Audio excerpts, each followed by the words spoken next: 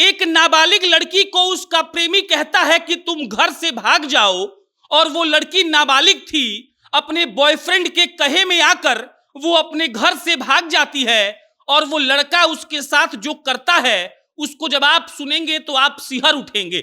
आप सोचेंगे कि कोई लड़का इतना बदतमीज और इतना घटिया और इतना जाहिल कैसे हो सकता है कि अपनी ही प्रेमिका के साथ वो ऐसा कुकर्म कर दे। एक लड़की जो अपने घर से भागती है, दरभंगा से भागती है, और वो पहुंचती है सीतामढ़ी के सैदपुर बस स्टैंड में, और सीतामढ़ी के सैदपुर बस स्टैंड में उसका बॉयफ्रेंड चंदन उसका इंतजार कर रहा था। लड़की को उसने बहला फुसला कर कहा कि तुम घर से भागाओ, हम दोनों साथ रहा जाएगा। लड़की उसके बातों में आ गई और वो लड़का बस स्टैंड पर लड़की का इंतजार कर रहा था। लड़की अपने घर पर कहती है कि हम अपने नानी के यहाँ जा रहे हैं। उसके घर पर उसके दादा दादी और चाचा चाची रहते थे। उस लड़की के माता पिता मुंबई में रहकर नौकरी करते हैं, और वो लड़की अपने बॉयफ्रेंड में के कहे में आकर घर से भागती है, बस पर बैठती है और मुजफ्फरपुर से पहुंचती है सीतामढ़ी। सीतामढ़ी के सैदपुर बस स्टैंड पर उसका बॉयफ्रेंड, जिसका नाम चंदन है, वो उसका इंतजार कर रहा था। लड़की वहां पहुंची, चंदन उससे मुलाकात करता है और फिर उसको अपने गांव वाराडीह लेकर जाता है। गांव का नाम है वाराडीह। अब वाराडीह जब वो लोग पहुंच जाते हैं, तब उस लड़की को मालूम पड़ता है कि उसका प्रेमी चंदन उसके साथ बहुत बड़ा खेल कर चुका है, और वो खेल ये है कि उसका चंदन जो प्रेमी था वो उस नाबालिग लड़की की शादी अपने चाचा से, जिसकी उम्र 38 साल है, नाम मुन्ना है, उससे करवा रहा है। आप समझिए इस बात को। मुन्ना नाम का आदमी 38 साल का है और शादी करता है अपने भतीजे की गर्लफ्रेंड से, और वो गर्लफ्रेंड एक नाबालिग लड़की है जिसको झांसे में लेकर उसके बॉयफ्रेंड ने उसको घर से भगा दिया है।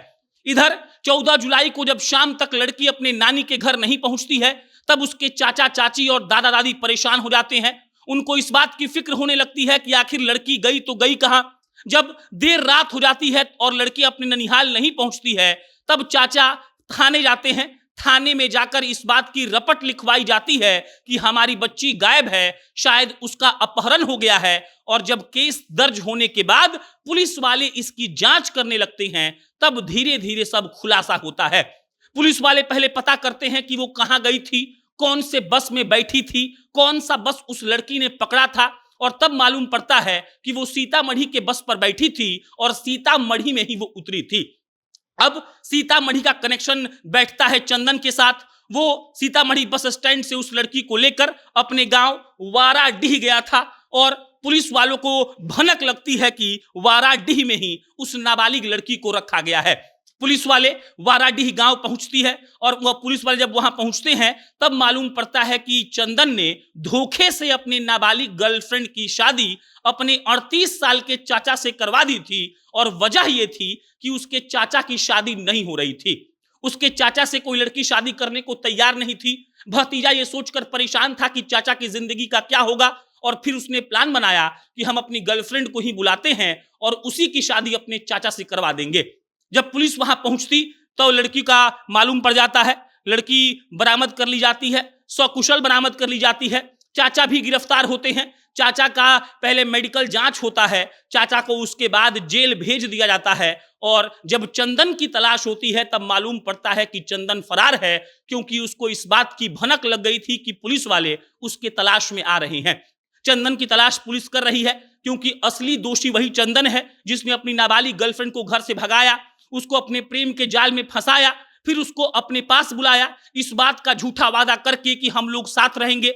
लड़की नाबालिग थी, आ गई, और उसके बाद उसकी शादी 38 साल के एक आदमी से कर दी गई, जिसका थोड़ा भी अंदाजा उस लड़की को नहीं रहा होगा।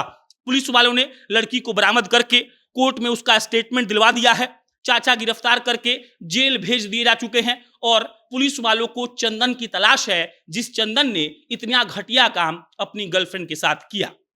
बाकी ऐसी खबरें रोज आती हैं, हम और आप सुनते हैं। हमें इसे सुनना नहीं चाहिए, सुनकर कुछ सीखना भी चाहिए। समझना चाहिए कि अगर आपके साथ ऐसा कोई कर रहा है तो आप कम से कम ऐसा कोई कदम ना उठाएं जिससे आपकी जिंदगी खतरे में पड़े। और जैसा कि स्क्रीन पर हमने एक कोटेशन लगाया है, जहां बड़े बड़े अक्षरों में लिखा हुआ है, प्यार एक धोखा है, तो आपको सावधान रहने की जरूरत है। प्यार धोखा है कि नहीं, ये आप तय कर लीजिए। लेकिन जब घर से भागिए तो बहुत विश्वास हो तभी भागिए, वरना आपके साथ क्या हो जाए आपको पता भी नहीं चलेगा। आपकी प्रतिक्रिया का इंतजार रहेगा। मेरा नाम प्रशांत है। बहुत बहुत धन्यवाद।